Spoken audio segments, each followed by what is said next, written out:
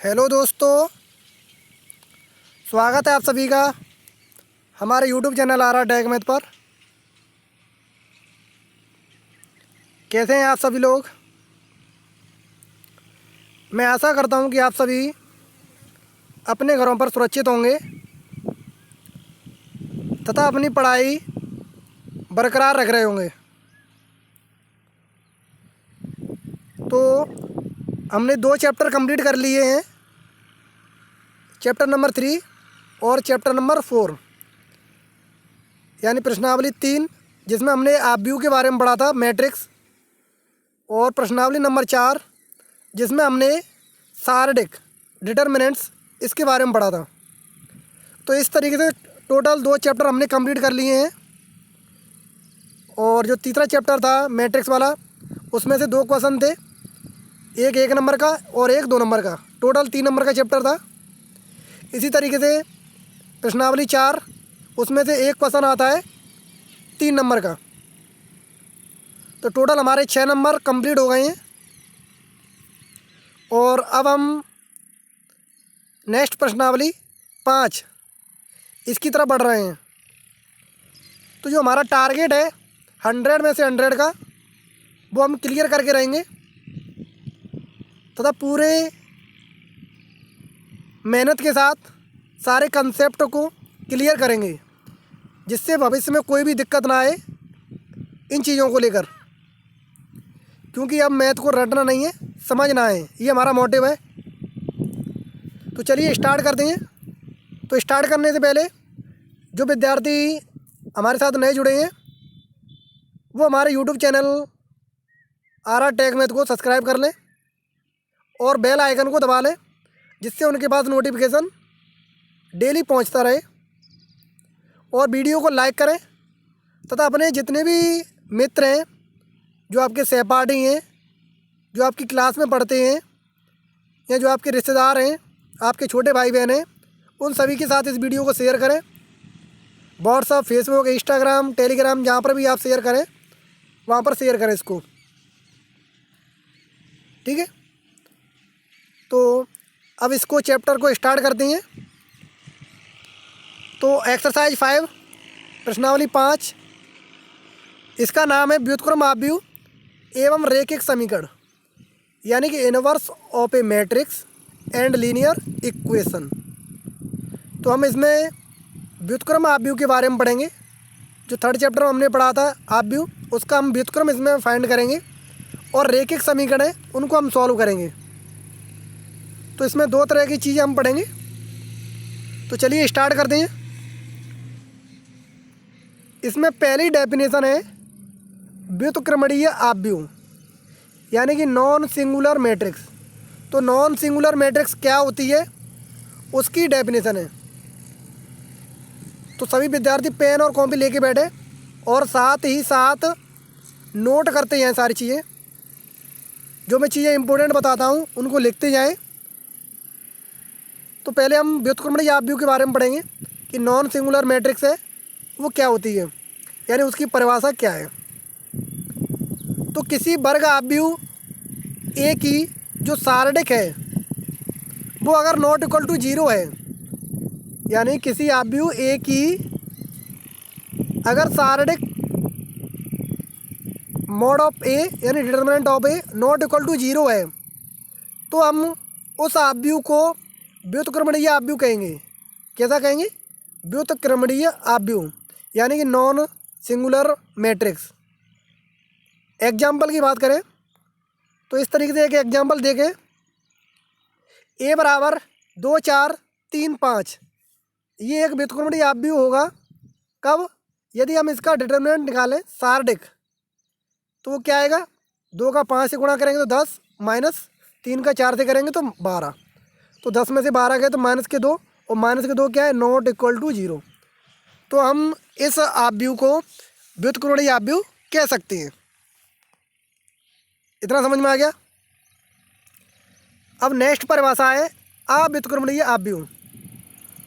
Just इसका उल्टा है सिंगुलर मैट्रिक्स, यानी कि कोई एक वर्ग आव्यूह ए जिसका सारडिक determinant of A equal to 0 हो, यानी उसका जो मान है सार्डिक का वो अगर 0 हो तो हम उस आव्यूह को अव्युत्क्रमणीय आव्यूह कहेंगे, यानी कि सिंगुलर मैट्रिक्स कहेंगे। जैसे एग्जाम्पल की बात करें, ए बराबर दिया है 1 2 3 6, ये एक अव्युत्क्रमणीय आव्यूह है यानी सिंगुलर मैट्रिक्स है, क्योंकि इसका जब हम सार्डिक निकालते हैं यानी डिटर्मिनेंट ऑफ ए निकालते हैं तो वो हमारा क्या आएगा 6 - 6 बराबर 0, इसलिए ये हमारा आव्यूह कैसा है, अव्युत्क्रमणीय आव्यूह है। दो परिभाषाएं हो गई, ये समझ में आ गई आप लोगों को। अगर ये समझ में आ गई हो तो हम इससे अब आगे बढ़ते हैं। अब नेक्स्ट परिभाषा है वर्ग आव्यूह का सहखंडज आव्यूह, यानी कि एक वर्ग आव्यूह है उसका हम सहखंडज आव्यूह निकालेंगे। Adjoint of A square matrix, यानी एडजॉइंट क्या होता है किसी मैट्रिक्स का वो हम फाइंड करेंगे। तो हमने जब चैप्टर नंबर 4 पढ़ा था तो उसके अंदर हमने सार्डिक के अंदर पढ़े थे उपसार्डिक और सहखंड, दो चीज़ें पढ़े थे, माइनर्स और कोफैक्टर। तो यहाँ पर हम उन्हीं का प्रयोग करेंगे, यानी जो सहखंडज है वो सहखंड से मिलकर बना है। सहखंडज किससे मिला है, सहखंड से मिलकर बना है।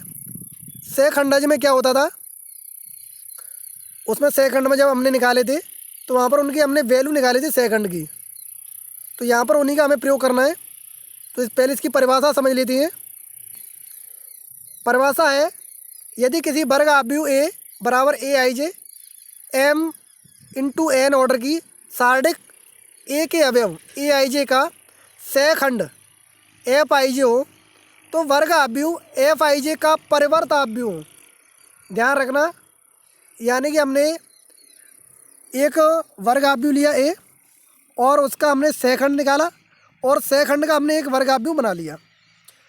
तो जो सहखंड का वर्ग आव्यूह बनेगा उसका हम परिवर्त करेंगे, मतलब ट्रांसपोज ऑफ सहखंड। उसका परिवर्त मतलब जो पंक्तियां हैं उनको हम स्तंभों में चेंज कर देंगे, तो वो क्या कहलाएगा, ए का सहखंडज आव्यूह कहलाएगा। और सहखंडज आव्यूह को हम एडजॉइंट ऑफ ए से व्यक्त करते हैं, ठीक है। जैसे यदि ए बराबर हमें मैट्रिक्स दी है और उसके सारे अवयव दिए हैं और इसके हम क्या निकालें, सार्डिक है, इसका हम क्या निकालें, सहखंड निकालें। तो सहखंड हमारे क्या होते हैं, कोफैक्टर, जिनको हम एफ से व्यक्त करते हैं। तो इनके हम F11, F12, F13 इस तरीके से सारे इसके हम क्या निकाल लें, सहखंड निकाल लें।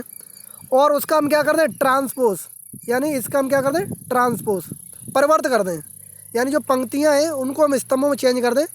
तो जो हमें वैल्यू मिलेगी वो किसकी मिलेगी, सहखंडज की मिलेगी, यानी एडजॉइंट ऑफ ए मिलेगा हमें, ठीक है। तो ये परिभाषा है सहखंडज की। इस परिभाषा को याद रखना क्योंकि इस परिभाषा का हमें प्रयोग करना है बार बार।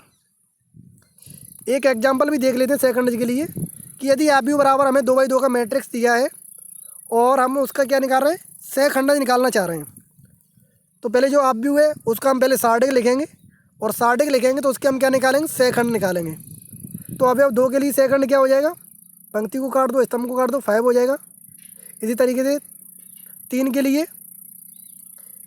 क्या हो जाएगा, 4 हो जाएगा। और 4 के लिए क्या हो जाएगा, 3 हो जाएगा।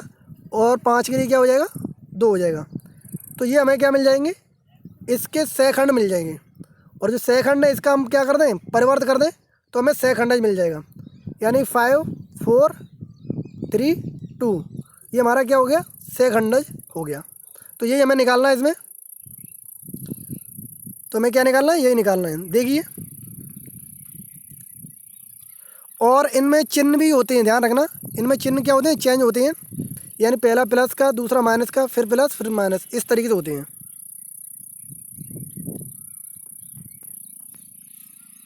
तो ये हमारे क्या हो गए, सहखंड हो गए। तो यहाँ से सार्डिक ए के अवयव A11 मतलब 2 है, इसका सहखंड कितना हो जाएगा, 5। A12 3 बराबर सहखंड कितना हो जाएगा, माइनस के 4। क्योंकि सहखंड में जब हम बात करते हैं तो सहखंड की जो परिभाषा है F बराबर -1 की घात I + J into MIJ। M क्या है, उपसार्डिक, तो इसलिए इनमें इनके जो चिन्ह है वो भी चेंज होंगे। तो पहला पॉजिटिव आ गया, दूसरा नेगेटिव, फिर क्या है A21 तो वो नेगेटिव रहेगा, A22 ये पॉजिटिव हो जाएगा। ठीक है, इस तरीके से हमें निकालने हैं। और इनका हम क्या कर दें, परिवर्त कर देंगे। तो परिवर्त इसका जो होगा वो इसका क्या हो जाएगा, सहखंडज हो जाएगा। तो ये परिभाषा हो गई सहखंडज की। इस सहखंडज की परिभाषा को याद रखना। ठीक है, एक नोट कर लो कि द्वितीय क्रम के आव्यूह ए का सहखंडज आव्यूह ए के अग्रज विकर्ण के अवयवों का स्थान परिवर्तन तथा पिछले विकर्ण के अवयवों का चिन्ह बदलकर प्राप्त कर सकते हैं। यानी कि एक अगर 2x2 ऑर्डर का मैट्रिक्स है और उसका हमें सहखंडज निकालना है, क्या करना है, सहखंडज निकालना है। तो जो अग्रज विकर्ण है यानी मुख्य विकर्ण है उनकी तो हम पोजीशन चेंज कर दें। जैसे मान लो यहाँ पर है 3 2 1 5, तो हम क्या करें, तो जो अग्रज है 3 और 5 उनके तो स्थान को चेंज कर दें, यानी 5 ऊपर आ जाएगा 3 नीचे। और जो पिछले विकर्ण है उनका चिन्ह चेंज कर दें, यानी ये पॉजिटिव है तो ये नेगेटिव हो जाएगा, ये पॉजिटिव है तो ये नेगेटिव हो जाएगा। तो ये इसका शॉर्टकट है 2x2 ऑर्डर के क्रम के सहखंडज निकालने का। ठीक है, अब 3 ऑर्डर का आव्यूह ए बराबर 3x3 ऑर्डर का है, तो पहले हम इसके सहखंड निकालेंगे। तो सहखंड 3x3 ऑर्डर के निकालते हैं। तो यहाँ तो वो फॉर्मूला है -1 की घात i + j इंटू माइनस यानी कि उपसाटिक, उससे निकालो। या फिर 3x3 ऑर्डर में क्रम चलता है plus minus plus minus plus minus plus minus plus, ये रखो। और इसके जो उपसाटिक आएंगे उनकी वैल्यू रखो। फिर उसके बाद उसका हमें क्या करना है, परिवर्त करना है। तो हम उसका क्या करते हैं, परिवर्त कर देंगे। तो इस तरीके से हमें निकालने हैं, पहले सहखंड निकाल लेंगे, उसके बाद उसका हम क्या कर देंगे, परिवर्त कर देंगे। तो ये हमें क्या मिलेगा, सहखंडों का आव्यूह मिलेगा। इसका हम परिवर्त कर देंगे, यानी जो पंक्ति है उसको किस में चेंज कर देंगे, स्तंभों में। तो एडजॉइंट ऑफ ए क्या मिल जाएगा, -10 -8 22 -8 4 2 2 -1 -7। तो ये हमारा हो गया सहखंडज यानी एडजॉइंट ऑफ ए। ये परिभाषा समझ में आ गई, कोई दिक्कत इसमें? मेरे हिसाब से कोई दिक्कत नहीं होनी चाहिए। नेक्स्ट डेफिनेशन है आव्यूह का व्युत्क्रम, इनवर्स ऑफ ए मैट्रिक्स। यदि ए किसी क्रम का एक वर्ग आव्यूह है और बी उसी क्रम का एक अन्य वर्ग आव्यूह है और वो इस प्रकार है कि a इंटू बी बराबर आइडेंटिटी मैट्रिक्स या फिर b इंटू ए बराबर आइडेंटिटी मैट्रिक्स, और यहाँ पर जो i है वो भी उसी ऑर्डर का क्या है, इकाई आव्यूह है। तो आव्यूह b को, जो b है उसको आव्यूह a का व्युत्क्रम आव्यूह कहते हैं। तो आव्यूह b को a का क्या कहेंगे, व्युत्क्रम आव्यूह कहेंगे। और व्युत्क्रम आव्यूह को हम a इनवर्स से व्यक्त करते हैं, क्योंकि a का व्युत्क्रम तो a इनवर्स। तो a इनवर्स बराबर क्या हो जाएगा, b हो जाएगा। ठीक है, तो ये इसका क्या हो जाएगा, व्युत्क्रम आव्यूह। या a इंटू ए इनवर्स क्या होता है, आइडेंटिटी मैट्रिक्स होता है। इससे भी हम कर सकते हैं सम्मत। a इंटू ए इनवर्स बराबर आइडेंटिटी बराबर a इनवर्स इंटू ए। एक सम्मित संबंध a भी बराबर b से स्पष्ट है कि आव्यूह a को भी b का व्युत्क्रम आव्यूह कह सकते हैं यदि दोनों आव्यूह a और b इस प्रकार हो कि a भी बराबर b ए बराबर आइडेंटिटी। तो ये क्या होंगे, परस्पर व्युत्क्रम आव्यूह कहलाएंगे। तो ये हमारी व्युत्क्रम आव्यूह की परिभाषा है कि a इंटू बी बराबर क्या आना चाहिए, आइडेंटिटी, या फिर b इंटू ए बराबर आइडेंटिटी। अगर ये कंडीशन हमारी फॉलो होती है तो हम b को a का क्या कहेंगे, इनवर्स कहेंगे, या a को b का। अब इनके लिए कुछ प्रमेय है, थ्योरम है, उनको समझ लेते हैं। उनका सिर्फ प्रयोग होगा, इनका प्रूफ नहीं पूछा जाता पेपर में। तो पहली प्रमेय है, एक वर्ग आव्यूह ए के व्युत्क्रमणीय होने के लिए आवश्यक और पर्याप्त शर्त है कि उसका डिटर्मिनेंट नॉट इक्वल टू 0 होना चाहिए। यानी कि कोई भी वर्ग आव्यूह ए है और उसके व्युत्क्रमण की बात कर रहा है, नॉन सिंगुलर की, तो उसके लिए कंडीशन क्या है कि उसका जो सार्वत्रिक का मान है वो 0 नहीं होना चाहिए। ये उसकी कंडीशन है। ठीक है, तो ये हमें ध्यान रखना है। और यहाँ से अगर हम ए इनवर्स निकालें तो ए इनवर्स के लिए फॉर्मूला होता है हमारा, ए इनवर्स बराबर adjoint of A into determinant of A. इस फॉर्मूले को याद रखना है क्योंकि इस फॉर्मूले का हम प्रयोग करेंगे। ए इनवर्स बराबर एडजॉइंट ऑफ ए बटे डिटर्मिनेंट ऑफ ए। जब इनवर्स ज्ञात करेंगे तो इस फॉर्मूले का प्रयोग करेंगे। अतः ए कैसा कहलाएगा? व्युत्क्रमणीय आव्यूह कहलाएगा। कोई दिक्कत नहीं होनी चाहिए। दूसरी प्रमेय है, यदि ए एक 3 ऑर्डर का वर्ग आव्यूह है तो ए इंटू एडजॉइंट ए बराबर होता है सार्डिक के मान के बराबर, या एडजॉइंट ए इंटू ए किसके बराबर होता है? जो सार्डिक का मान है ए उसके बराबर, यानी कि ए इंटू एडजॉइंट ऑफ ए ये किसके बराबर आएगा? सार्डिक के मान के बराबर। ठीक है, जो सार्डिक का मान होगा उसके बराबर, या एडजॉइंट ए इंटू ए निकालें। तो ये दो प्रमेय हैं। और यहाँ पर एक टिप्पणी है जो इम्पोर्टेंट है, ए इंटू एडजॉइंट ए बराबर डिटर्मिनेंट ऑफ ए बराबर एडजॉइंट ए इंटू ए। दूसरी है एडजॉइंट का, यानी एडजॉइंट निकालें किसका? एडजॉइंट ऑफ ए का। मतलब ए का सहखंडज निकालें और जो सहखंडज मिलेगा उसका दोबारा से सहखंडज निकालें, तो वो किसके बराबर होगा? डिटर्मिनेंट ऑफ ए, यानी सार्डिक का जो ए आएगा उसकी घात n+2 के इंटू ए की। और अगर हम मैट्रिक्स ए के ट्रांसपोज यानी परिवर्त का हम सहखंडज निकालें तो वो बराबर होगा ए के सहखंडज के ट्रांसपोज के बराबर, परिवर्त के बराबर। और अगर हम ए बी का सहखंडज निकालें एडजॉइंट ऑफ ए बी तो वो बराबर आएगा adjoint of B into adjoint of A के। तो ये कुछ कंडीशंस हैं जो हमें याद रखनी है। अगली प्रमेय है, प्रत्येक व्युत्क्रमणीय आव्यूह का व्युत्क्रम आव्यूह अद्वितीय होता है। यानी जो व्युत्क्रमणीय आव्यूह होते हैं नॉन सिंगुलर मैट्रिक्स, उनका अगर हम इनवर्स निकालें व्युत्क्रम तो वो कैसा होता है? यूनिक होता है।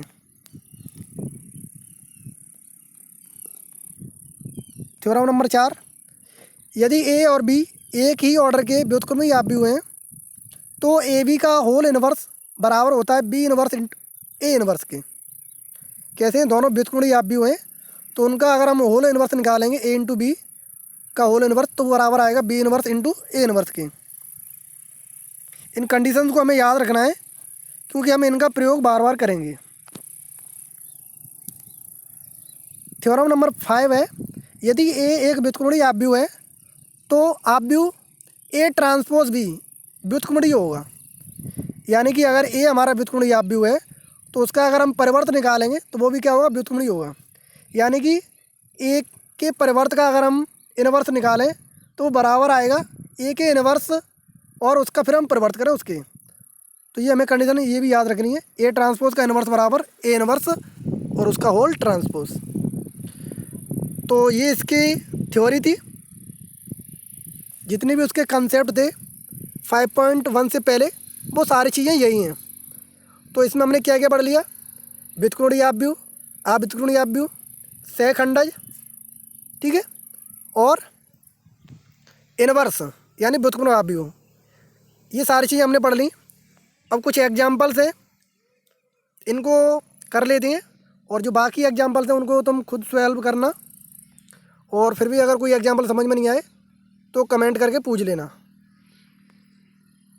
पहला एग्जाम्पल है, यदि आव्यूह बराबर एक सार्डिक मैट्रिक्स दिया है तो हमें ए का सहखंडज आव्यूह ज्ञात कीजिए और ये हमें कुछ चीज़ें हैं वो सिद्ध करनी है।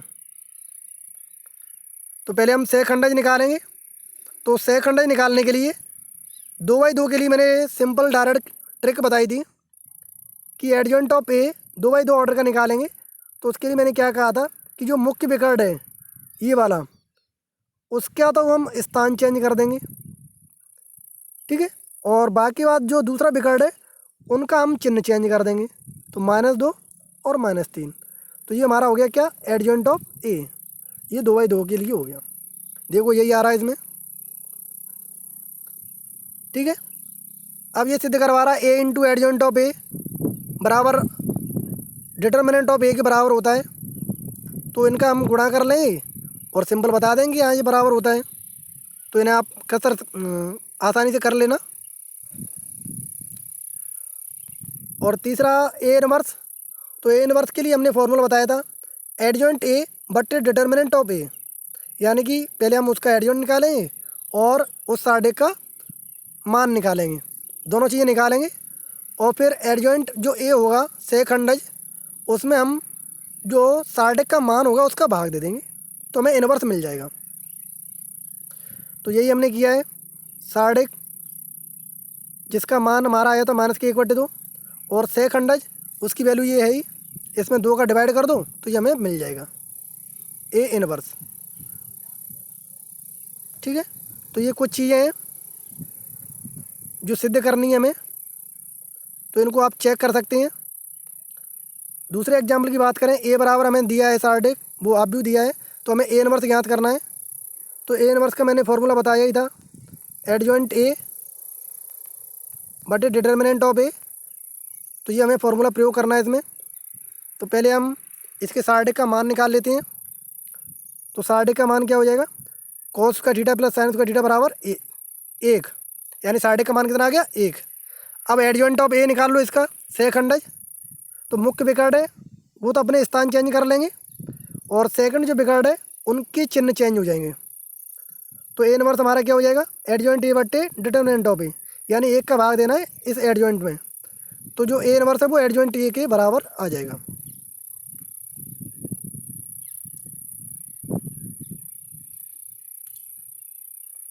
एग्जाम्पल नंबर 3, इसमें हमें ए इनवर्स ज्ञात करना है और ये भी सिद्ध करना है कि ए इनवर्स इंटू ए बराबर आइडेंटिटी होता है। ठीक है, 2 चीज़ें हमें निकालनी है इसमें। तो पहले ए इनवर्स निकाल लीजिए। तो ए इनवर्स के लिए हमें एडजॉइंट ए की जरूरत पड़ेगी सेकंडज ऑफ ए और साढ़े के मान का, कि साढ़े का जो मान है उसकी जरूरत पड़ेगी, तो दोनों को हम निकाल लेंगे। तो हमारा जो साढ़े का मान है वो हमने निकाल लिया, वो आ गया हमारा -18। अब इसका एडजॉइंट ऑफ ए निकाल लेंगे। तो एडजॉइंट ऑफ ए आ गया हमारा 5 -1 -7 -1 -7 5 -7 5 और -1। अब इसमें भाग दे दो तो हमें ए इनवर्स मिल जाएगा। ए इनवर्स बराबर क्या होता है एडजॉइंट ए बटे डिटर्मिनेंट ऑफ ए बराबर -1/18 और पूरा एडजॉइंट ए। ठीक है, ये हमें मिल जाएगा। अब उसमें क्या सिद्ध करवा रहा था, ए इनवर्स इंटू ए बराबर आइडेंटिटी। तो हम जो ए इनवर्स हमें मिला है अभी ये वाला, इसका गुणा हम किससे कर देंगे, ए से कर देंगे और उसके बाद देखेंगे कि वो आइडेंटिटी मैट्रिक्स मिल रहा है कि नहीं मिल रहा है। तो 2 मैट्रिक्स का मैंने गुणा करना बताया था, तो हम पंक्ति से स्तंभ में गुणा करेंगे इसमें, यानी कि पहले मैट्रिक्स की पंक्ति का दूसरे मैट्रिक्स के प्रथम स्तंभ से, फिर पहली पंक्ति का दूसरे स्तंभ से, फिर पहली पंक्ति का तीसरे स्तंभ से, इस तरीके से गुणा करते हुए इसको सॉल्व कर लेंगे। तो जो सॉल्व करने के बाद बनेगा तो वो बचेगा हमारा -1/18 और साढ़े के अंदर यानी आव्यूह के अंदर बचेगा -18 0 0 0 -18 0 0 0 -18। अब -18 के इसमें भाग दे देंगे तो 1 0 0 0 1 0 0 0 1, यानी आइडेंटिटी मैट्रिक्स ही मिलेगा। और यही हमें क्या करना है, सिद्ध करना है।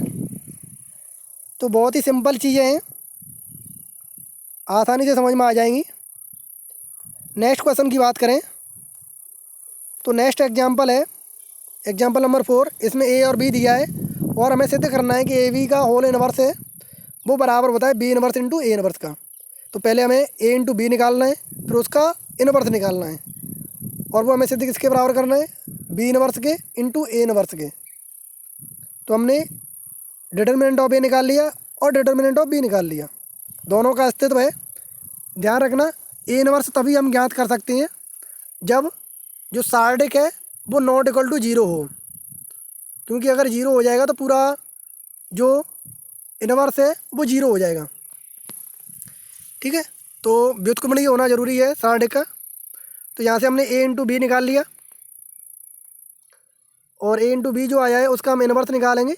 तो इसमें हम क्या कर देंगे, डिवाइड कर देंगे जो ए इंटू बी के बाद जो उसका मान मिला था उसका 1/2 का। तो यहाँ से हमें ए इनवर्स मिल गया, बी ए इंटू बी का इनवर्स मिल गया। और अब अलग अलग ए इनवर्स बी इनवर्स निकाल लें और इनका फिर गुणा करें B inverse into A inverse, तो वो भी क्या आएगा, इसी के बराबर आएगा। तो इसको आप चेक कर सकते हैं। नेक्स्ट एग्जाम्पल नंबर 5 है। यहाँ पर हमें सिद्ध करना है ए बराबर दिया है 60 अवयव, और सिद्ध क्या करना है A square minus 4a plus identity बराबर 0। तो कुछ नहीं है, पहले ए स्क्वायर निकाल लेना, ठीक है, ए इंटू ए करके फिर इस इक्वेशन में रख देना। ए स्क्वायर माइनस 4a प्लस आई बराबर 0 अपने आप मिल जाएगा, ठीक है। देखो ये किया है A square minus 4a plus identity, A square निकाल लिया था पहले, फिर minus 4 into A plus identity, इसको सॉल्व करेंगे तो 0 0 मैट्रिक्स अपने आप मिल जाएगा। और हालांकि इसका जो डिटर्मिनेंट है वो 0 नहीं है, तो इसका ए इनवर्स हम ज्ञात कर सकते हैं। तो इसका हम ए इनवर्स निकालें तो ए इनवर्स से हमें क्या मिलेगा, ये दिया है A square minus 4a plus आई बराबर 0। तो यहाँ से आई उधर चला जाएगा और इन दोनों में से ए कॉमन ले लें तो क्या हो जाएगा ए इंटू ए माइनस 4 आइडेंटिटी बराबर माइनस के आइडेंटिटी। अब दोनों तरफ हम ए इनवर्स से गुणा कर दें क्योंकि हमें ए इनवर्स निकालना है। तो यहाँ से ए इनवर्स इंटू ए ये हट जाएगा, आइडेंटिटी हो जाएगा। तो ए माइनस 4 आइडेंटिटी बराबर माइनस के ए इनवर्स, यानी कि ए माइनस 4 आइडेंटिटी ये किसके बराबर आ जाएगा, A inverse minus of A inverse के बराबर आ जाएगा। तो इस तरीके से हम ए इनवर्स इसका निकाल सकते हैं, ठीक है। तो ये सारी चीज़ें हम आसानी से सॉल्व कर सकते हैं। फिर इसके एक्सरसाइज के सवाल हैं। तो यहाँ तक हमने ये सारी चीज़ें समझ ली हैं, तो मैं समझता हूँ आपको कोई भी प्रॉब्लम नहीं होगी। फिर भी अगर कोई प्रॉब्लम है तो आप कमेंट कर सकते हैं। तो आज के लिए इतना ही। तो सभी विद्यार्थियों से अनुरोध है कि इस वीडियो को ज़्यादा से ज़्यादा लोगों को शेयर करें तथा अपने सभी मित्रों को इस वीडियो को पहुंचाएं और उनको बताएं कि ये सारी चीज़ें रेगुलर चल रही हैं, ठीक है। और फिर भी अगर कोई आप लोगों को डाउट है तो आप कमेंट कर सकते हैं। और आज के लिए इतना ही। तो धन्यवाद। जय हिंद।